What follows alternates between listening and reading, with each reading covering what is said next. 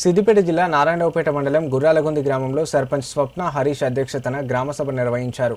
ఈ కార్యక్రమంలో రాష్ట్ర పంచాయతీరాజ్ గ్రామీణాభివృద్ధి శాఖ జాయింట్ కమిషనర్ విజయరావు, అదనపు కలెక్టర్ అబ్దుల్ హమీద్, జిల్లా పంచాయతీ అధికారి రవీందర్ పాల్గొన్నారు.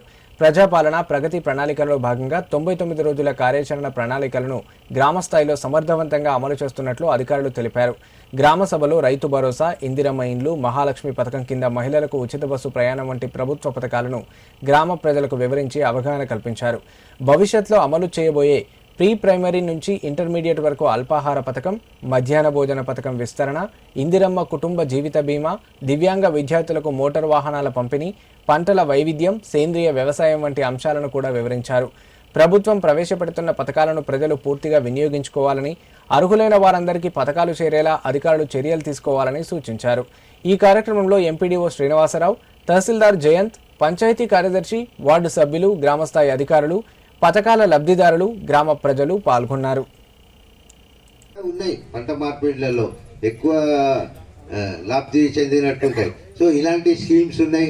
గృహలక్ష్మి ఉంది, ఫ్రీ ట్రాన్స్పోర్ట్ ఆడోళ్ళకు నడిచే బస్సులలో ఇలాంటి స్కీమ్స్ ఉన్నాయి. అదే విధంగా వడ్డీ లేని రుణాలు ఉన్నాయి. ఎస్హెచ్జి గ్రూప్స్ గురించి కూడా చెప్పండి. ఇవి కాకుండా ఇప్పుడు కొత్తగా కొన్ని పథకాలు కూడా ప్రభుత్వం చేయబోతుంది. మనకు మధ్యాహ్నం భోజనం పిల్లలకి పెట్టడం జరుగుతుంది. అక్కడ కూడా ఇప్పుడు చిన్న క్లాస్ నుంచి ఇంటర్మీడియట్ వరకు కూడా రాబోయే విద్యా సంవత్సరం నుంచి అన్ని చోట్ల మధ్యాహ్న భోజనం కూడా పెట్టడం జరుగుతుంది. తర్వాత మనకు ఇందిరమ్మ కుటుంబ జీవన బీమా పథకం అని ఒక బీమా పథకం.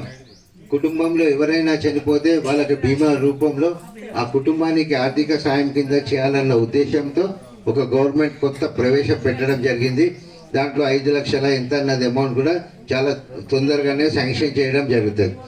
అదేవిధంగా హ్యాండిక్యాప్డ్ స్టూడెంట్స్ ఎవరెవరు ఉన్నారో వాళ్ళకి ఎలక్ట్రానిక్ వెహికల్స్ ఇవ్వాలన్న ఉద్దేశంతో కూడా ఆ స్కీమ్ ఇప్పుడు స్టార్ట్ చేయడం జరుగుతుంది.